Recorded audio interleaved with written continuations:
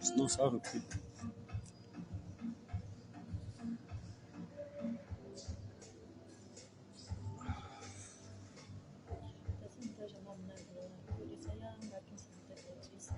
Ok. Hmm. Hmm. Donc, comme je le pensais, on aurait été signalé, mais je ne sais pas si c'est un problème de connexion. J'ai quand même actualisé et mis à jour ma connexion, qui, je suis sûr, est très bonne.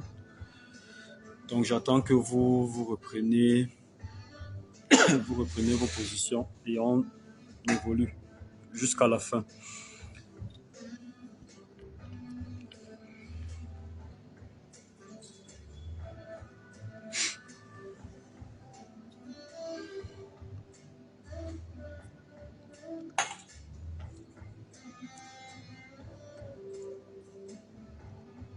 C'est bon pour tout le monde, c'est bon, c'est bon, c'est bon. Faites des commentaires, envoyez des cœurs pour signer, pour confirmer que c'est bon, s'il vous plaît.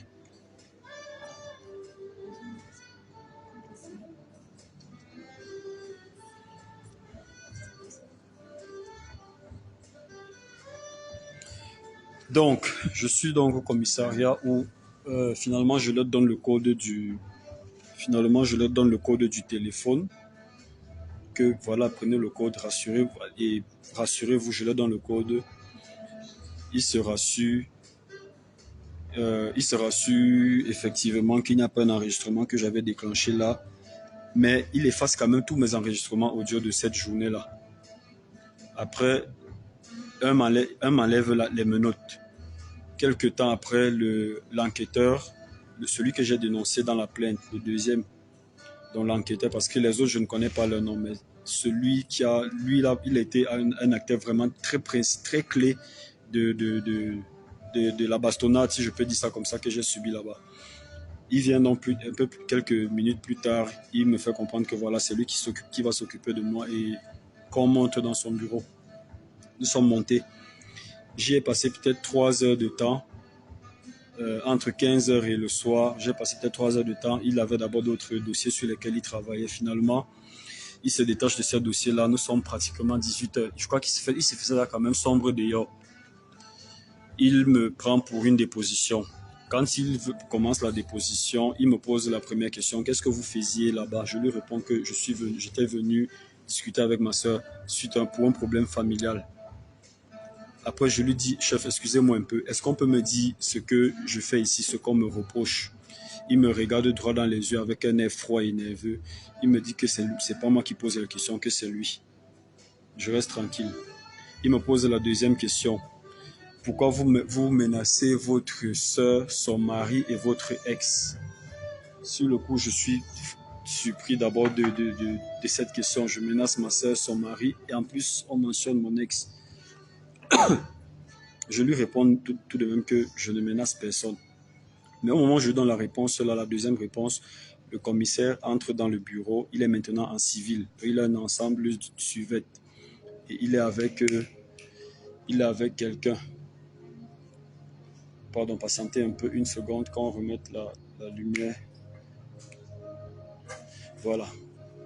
Il revient dans le bureau avec quelqu'un. Je vais essayer d'accélérer. Il revient dans le bureau avec le deuxième officier. Celui que j'ai mentionné, l'officier Lamine. Il entre, il est très nerveux, toujours à me rappeler que je crois que je suis où, est-ce que je suis là pour m'exprimer ou pour parler, que je crois que je parle trop, etc., etc., et que je vais comprendre dans là où je suis, etc. Et quand il me regarde même là avec la bosse que j'ai déjà au front là, s'il me donne une gifle, ma tête va s'envoler, etc. S'il me donne une autre gifle, ma tête va seulement s'envoler. Pendant qu'il parle, il est tenu devant moi, je suis assis et l'enquêteur est à ma gauche derrière son bureau. L'enquêteur se lève, l'enquêteur ouvre, et l'enquêteur qui lui dit chef, je pense qu'il doute encore, il ne comprend pas, il faut qu'on lui montre. C'est comme ça qu'il autorise l'enquêteur à aller prendre des outils, le marteau, la machette et une pince.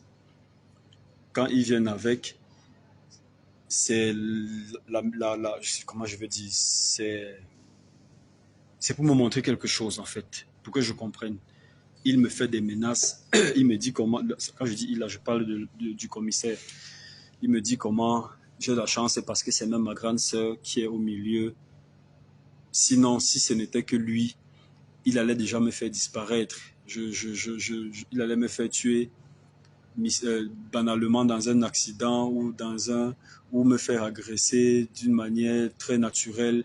J'ai du mal à formuler ça ici, je suis très gêné. J'ai formulé ça quand même d'une manière crue dans ma déposition que j'ai faite tout à l'heure. Mais il me menace clairement que lui, le commissaire, il va organiser d'une manière banale et classique ma mort, soit dans un accident de moto ou de camion, en décrivant, tu vas marcher, la moto te cogne, ou bien tu es sur la moto te renverse, et quand tu es au sol, on vient, on t'appuie le cou en faisant mine de te secourir. Donc on dit non, ça va, respire, calme-toi, mais on est en train de t'appuyer le cou, et après on va déclarer simplement ton décès. On va savoir que tu es mort d'accident de moto. Pareil pour le camion, il a décrit. Pareil pour les babanales qui seraient versés dehors partout à Douala et à Yaoundé.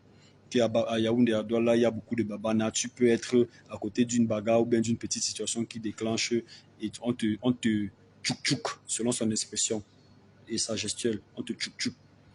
Donc, je vais te dire, comme tu ne veux pas comprendre là, je vais t'inviter à aller regarder le film Scarface. Si tu crois que parce que tu as eu à parler une ou deux fois avec le mari de ta sœur, tu penses que tu peux maintenant venir que c'est ton égal ou je ne sais pas. Et je pense que tu sais très bien de qui je parle. Tu connais très bien de qui je parle. Apparemment, il me précise que je connais très bien de qui je parle et qu'il faut que j'aille regarder le film Scarface pour comprendre. Et donc, s'il arrive même que je sorte de là où je suis là, que s'il arrive que je sorte de là, alors qu'il me conseille de m'effacer et de disparaître, que je sache d'abord qu'à Yaoundé et à Douala, je ne suis plus en sécurité.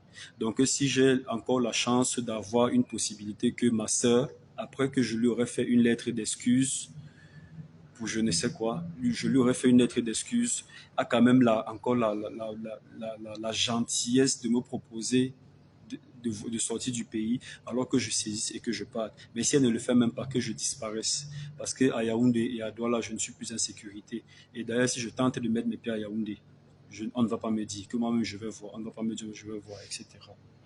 Non, pas que je vais voir, on ne va pas me dire tu vas mourir, on va te tuer là-bas. Si tu vas à Yaoundé, on va te tuer là-bas. Crois-moi, prends-moi au mot, on va te tuer là-bas. Et ici à Douala, pareil. Donc, cherche à t'effacer. C'est comme ça qu'ils me battent. Pendant qu'ils me menacent, ils me battent, lui et l'enquêteur Oum. L'enquêteur Oum, lui, prend le marteau. Et quand il disait casser les pieds, je pensais qu'il allait aplatir le marteau sur mes orteils et tout. Je ne savais pas comment il allait s'en servir. J'étais curieux. Il me positionne bien sur la chaise. Ne tente pas de crier ou de bouger quoi que ce soit et tout. Quand je vais baisser la tête, le commissaire m'allume et l'enquêteur Oum prend le marteau. Il me frappe au niveau du genou, mais à l'intérieur. Il y a un endroit précis à placer quelque part à ce niveau-là. Il frappe. Ça procure une douleur bizarre. Vous avez l'impression qu'on a mis une main dans vous, on est en train d'arracher doucement vos intestins et tout. Après, ça s'attarde au niveau des reins. La douleur est intense au niveau des reins. La douleur descend, c'est-à-dire c'est une douleur atroce. C'est comme ça qu'il